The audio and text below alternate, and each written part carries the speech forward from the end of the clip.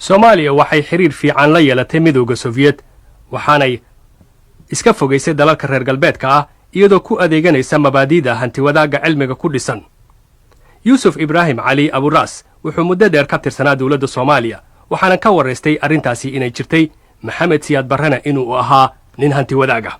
hantiwadaag ma ahayn maxaa yeelay maanta ruuxa bini aadamka ah oo mabda aaminsanay waa la dhintaa mabdiisa waa la dhintaa runtii waxaan ku tilmaami karayaa wax kale ma ahe waxa weeye waa ninka qabiila. haddaba maxaa uu taliskaasi u fulin waayey ballamadii uu qaaday? Cabdiqaadir Shire waxa uu ilaa sanadkan bilowgiisii qora ka ahaa wargeys ku hadli jiray afka xisbiga ee Ogaal wuxuuna bishii Julaay ee sanadkan soo saaray buug lagu magacaabo Xeebta Geerida. waxaana halkan Cabdiqaadir uu ka sheegay sababtii uu taliskaasi Soomaaliya u fulin waayey ballamadii uu shacabka Soomaalida u qaaday.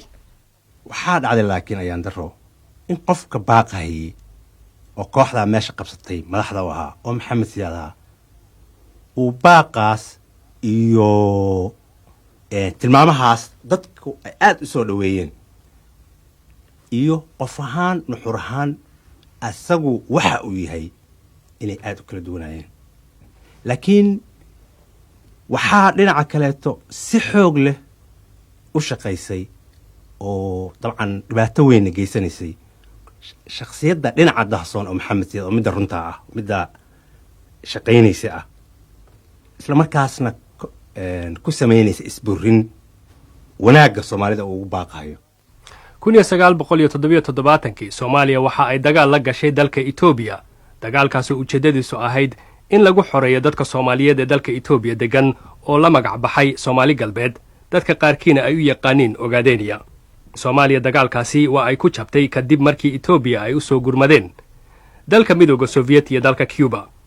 siyaasadda arrimaha dibadda ee dalka Soomaaliyana way isbeddeshay iyadoo taliska Soomaaliya uu u janjeersaday dhanka reer galbeedka. khasaarihii iyo jabkii ka soo gaaray dagaalkaasi waxa uu tiiraanyo ku dhaliyey dadka Soomaaliyeed. rag ciidamada ka tirsan ayaa inqilaab isku da'ay laakiinse inqilaabkaasi waa uu fashilmay.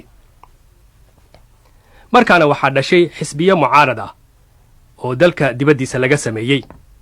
xisbigaasi oo lagu dhawaaqay dalka Talyaaniga wuxuu ahaa Somali Democratic Front oo markii dambena xisbigaasi uu dhalay xisbiga la yiraahdo Somali Salvation Front oo uu wareegay dalka Itoobiya madaxna uu ahaa Cabdullaahi Yuusuf Axmed.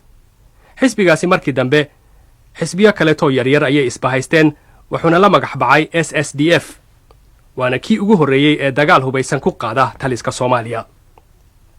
laakiinse 1981 waxaa magaalada tan London lagu aas-aasay ururka maanta ugu weyn ururada ka soo horjeeda dawladda Soomaaliya ee la yiraahdo SNM. xasan aadan wadaadiid ayaa sheegaya ujeeddada ururkaasi. ujeeddada dhaqdhaqaaqan aanu samaynay waxa weeyaan annagoo qabna maanta inaanay dawlad ummadda Soomaaliyeed danteeda ahayn ay ka dhisan tahay Soomaaliya in dawladda lala dagaalamo oo la rido oo dawlad dimuqraatiga oo ku dhisan dadku waxay doonayaan oo aan qabiilo ahayn inaanu ka abuurno Soomaaliya haddii alla yidhaahdo. ururkaasi markii dambe wuxuu saldhig ka samaystay dalka Itoobiya waxa uuna yeeshay qayb xubin dagaal oo dagaal qaada.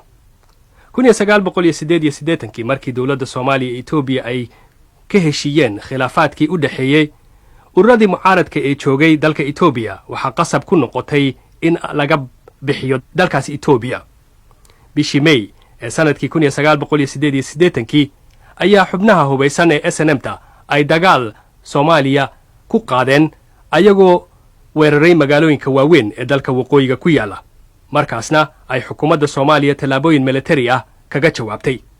dagaaladaasi khasaare weyn ayay u geysteen dadka reer waqooyi. wariyaha Yunis Cali Nuur ayaa arrintaasi xogogaal u ah. dabcan khasaare aad u ballaaran ayaa runtii ka dhacay.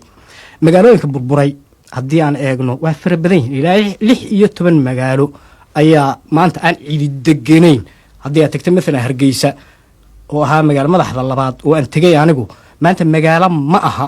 berri haddii la isdhaa dega waxaan leeyahay hayndaab ha lagu sameeyo oo meel taariikheed ha noqoto waayo waa burburtay boqolkiiba 60 dagaalkiibaa burburiyey intii ka dambeysay dagaalma burburine waa la fadhataystay bir ha lagala baxo jiingal ha lagala baxo waayiradii telefoonada kuwii xadhkaha waa magaaladu burburtay imika waaba kayn oo roob baa ku dao caws baa ka baxay burco ayaa ugu ladan imika oo inkastoo boqolkiiba 50 ay burburtay laakiin haddana dad sii degan ad arkaysaa magaalooyinka kale Gabiley iyo Arabsiyo iyo Oodweyne laftoodii waxay noqdeen dhul aan cid lahayn oo aan deganayn iskuuladii dhakhtaradii warshadihii qalabkii isgaarsiinka suuqyadii baac mushtariga wixii oo dhani ma jiraan